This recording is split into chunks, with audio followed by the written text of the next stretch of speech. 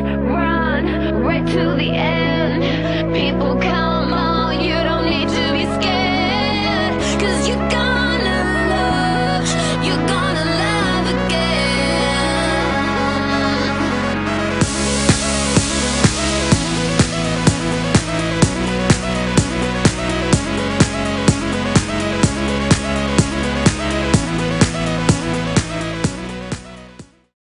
Assalamu alaikum, you're watching the Haider Rifaat Show Season 10 Specials, and I'm your host Haider Rifaat. Today I've been joined by Dr. Ahmed Ijaz Malik, who is an Associate Professor of International Relations at Quaid-i-Azam University. The topic for today's discussion is in relation to Pakistan's higher education system, the challenges facing it, especially in relation to AI. Thank you so much for joining me, Dr. Ahmed Ijaz Malik. I wanted to first ask you, what got you interested in the field of international relations? Because you do hold a PhD from the University of London in the same field. I studied medicine as pre-med as well, and I did not really wanted to study natural sciences. Mm-hmm. So in social sciences, I was always interested in history, what's going around in the country, political science, politics, and obviously a bit of how it extends to the international system and society of states. So it was there, although originally I had a talent in biology, but somehow I didn't pursue it. And that's when, after my FSc, I decided I want to study political science, history, Persian. And then Quaid-i-Azam was a good place to study for those living in Islamabad. So I found out about the subjects, defense and strategic studies, MPA, history. But when I looked at the syllabus and talked to the people, met some people in the faculty, I then really decided I want to study international relations. It covers most of the things: history, right, domestic politics, and international politics. Yeah. You also received your, as I was alluding to in the introduction, you received your PhD from University of London in international relations, but you also studied at Quaid-i-Azam University where you're teaching right now. So you have that international exposure of education as well. So how have those two academic journeys been different for you, and in what ways? When I joined IR department, we were absolutely fascinated with these terms and theories and interpretations of history and political science, but majority of us did not have the background, as the subject is originally created, taught, and taught in the Western academia. Mm-hmm. So back there, students from their basic school, they learn the basic philosophers, liberal, idealist, realist, and they've got a very good idea about how and what are the basis of their arguments. We did not know those things. Mm-hmm. We right away started studying Morgenthau and others, and it was good because it was very interesting, but we absolutely did not know the basis of all of those. So as an IR student here, you need to understand basic things, be able to reproduce them and relate them to current situation. So we could do that here, and we all got very good grades. Mm-hmm. But when I went to United Kingdom, I was studying realism, conservatism, paleo-conservatism, and everything had to go back to Burke and Thucydides and Plato and all of the other thinkers who fall somewhere in the middle between idealism, realism, and sometimes transcendental idealism. So I did not know the basis of those. And even my nephew knew more than I. So I would sometimes say, well, obviously Kant would say that, because in Groundwork for the Metaphysics of Morals, he says that individuals are ends and they can't be used as means. And it clarified everything. Right. And I said, why did I not know that? So our education system does not prepare you the way students in the Western academia are, basically in all disciplines. So I had to study everything from the basics there. Do a bachelor's and a master on my own, and then get to MPhil and then start my PhD somewhere in the middle of the first year. That's interesting because I've also received education from Pakistan and abroad now, but I've realized that people rely a lot on self-studying over here. So why is that culture so prevalent here as opposed to the United Kingdom or maybe the US or around Europe or any other place in the world compared to Pakistan, where people have to rely more on self-study as opposed to, grasping concepts much more easily abroad. So why is that? Why is there a disconnect there? I think the purpose of education there and here are absolutely very different. How so? How so? I mean, around here, if you look, there are two types of systems here now. This private education system, they begin teaching students the sounds before they start teaching them the letters. Right. Around here, we used to learn letters and then we could relate sounds to them.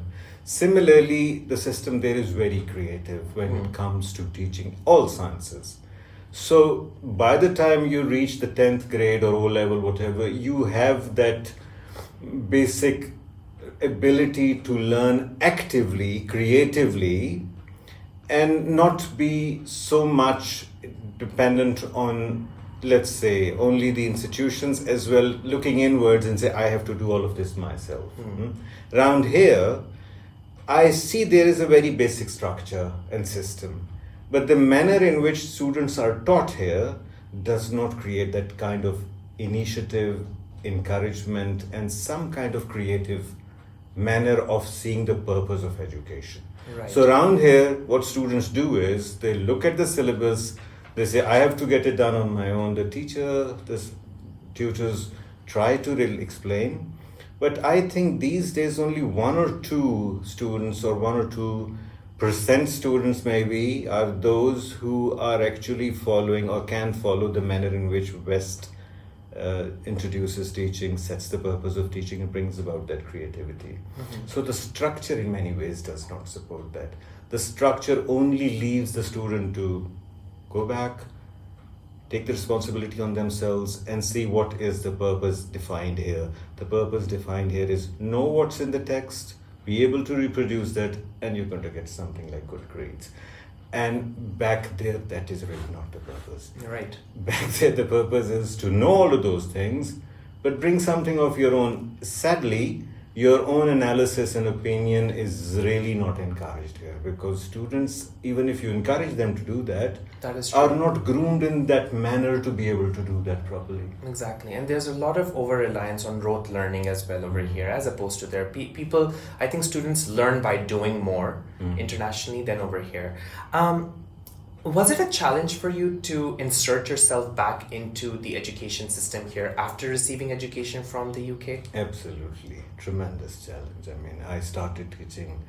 Well, I came back with this huge euphoria and enthusiasm that I've learned quite a few things. I am going to join my department again, and I'm going to bring change among the students. I'm going to start with scratch and teach them everything, spend as much time as I can to bring that encouragement for them to write creatively. But the system is still the same. I think every batch there are 2 or 3 students who actually respond to that kind of teaching manner, which, and another, sadly, I'd say the reason for that is that they at some stage have studied somewhere abroad, Right. or some very privileged school here in Pakistan, which is the huge disconnect that you find in our education system here.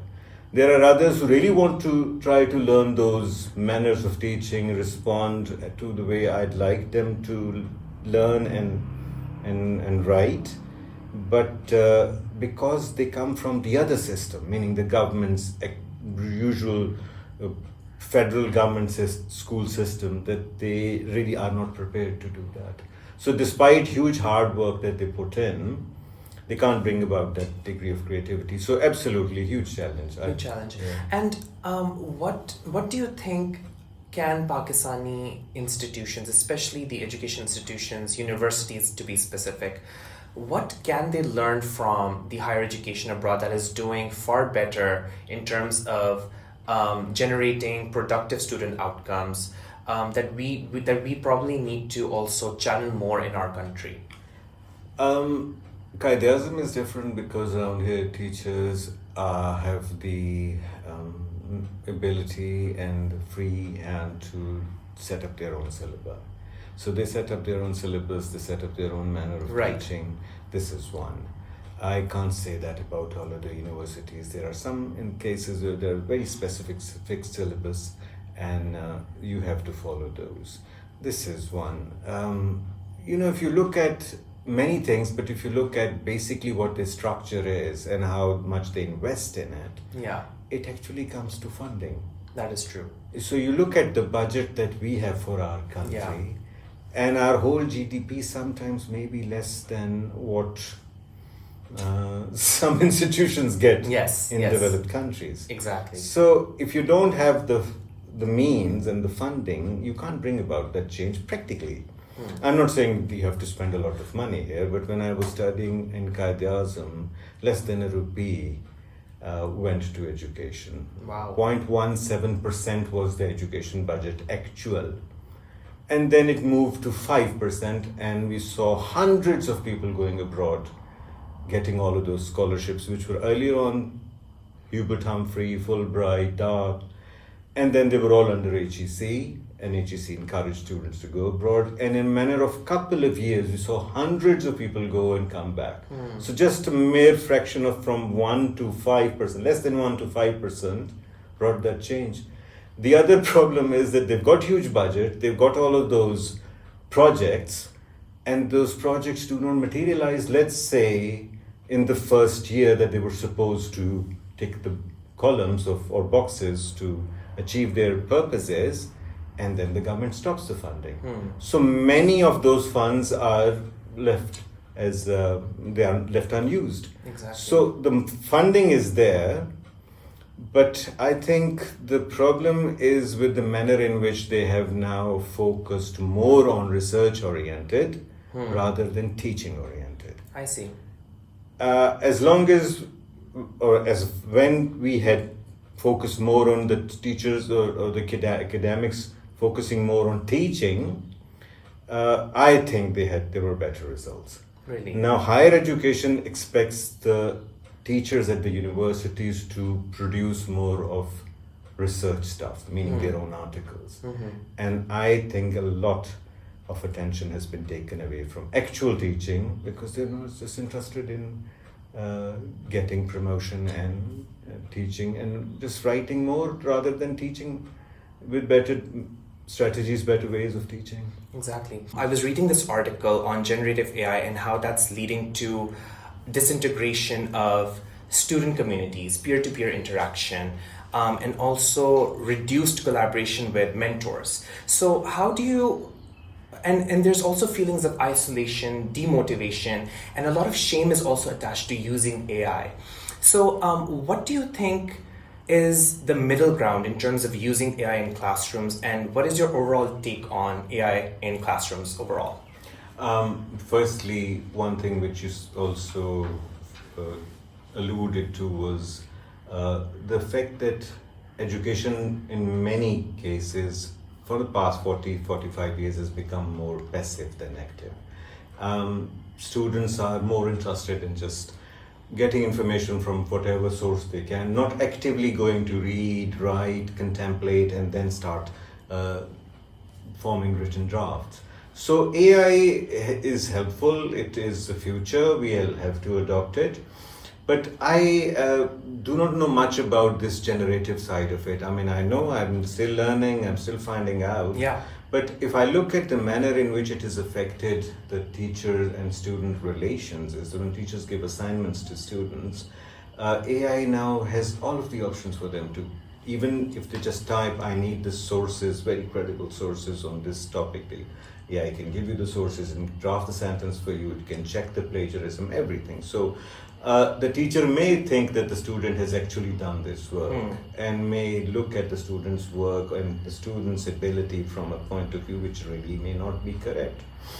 The other side of this type of learning is passive learning extended, is that we see the manner in which people search on Google and other and AI-based programs and apps, is that they type something and they get suggestions and they then follow those suggestions, and gradually they're getting some kind of a conclusion or a suggestion which actually they think that I was just thinking about it, and how come do I find it on the internet? Or I was talking to my friend about it and I get this suggestion. So some degree of very hidden, very latent justification there that this is likely to be correct.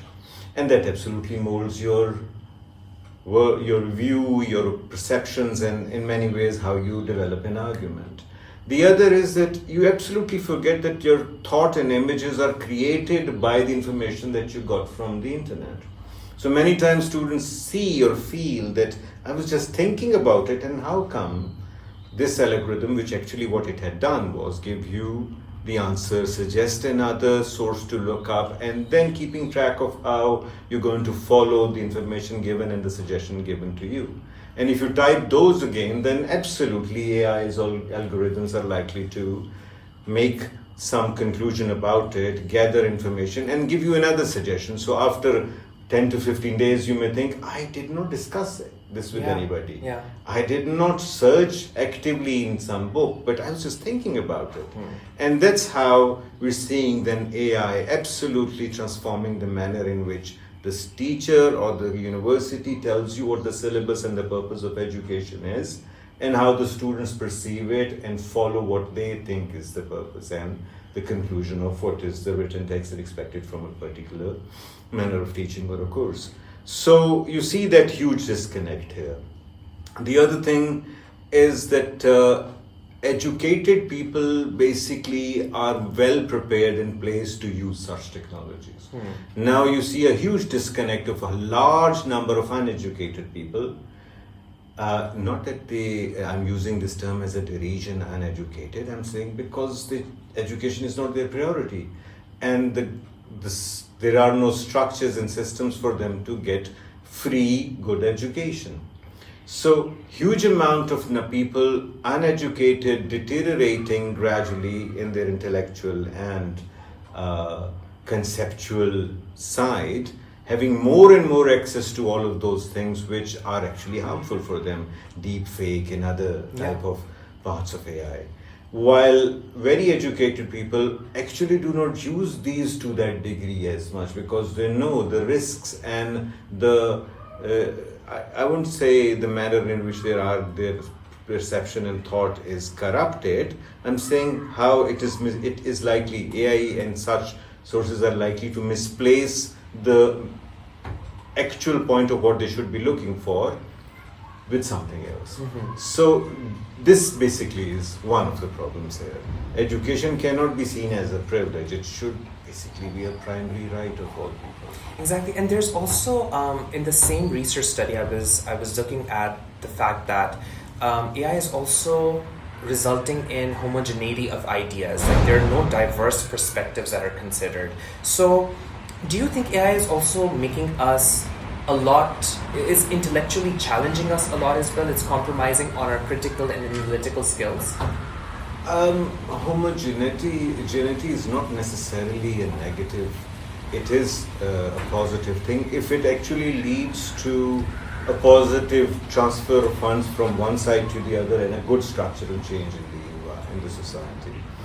But I think the way you've phrased it, it just reminds me of the Weberian idea of how people are actually then oblivious of what goes around them and are just following this one truth because it apparently comes about as homogeneous, and which actually is not.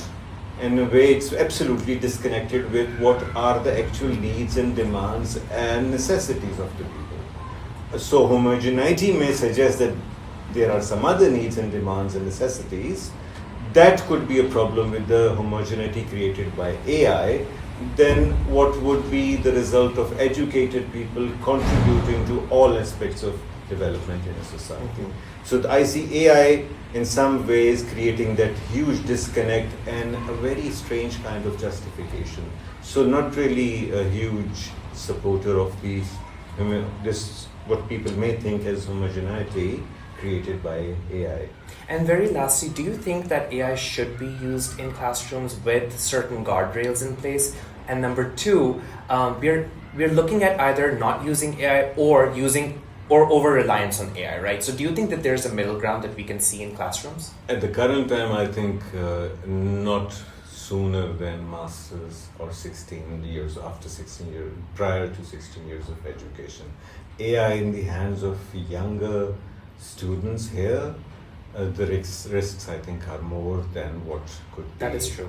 And especially in the hands of uneducated people in all Exactly. colleges of Pakistan, really, I don't think they are prepared for it.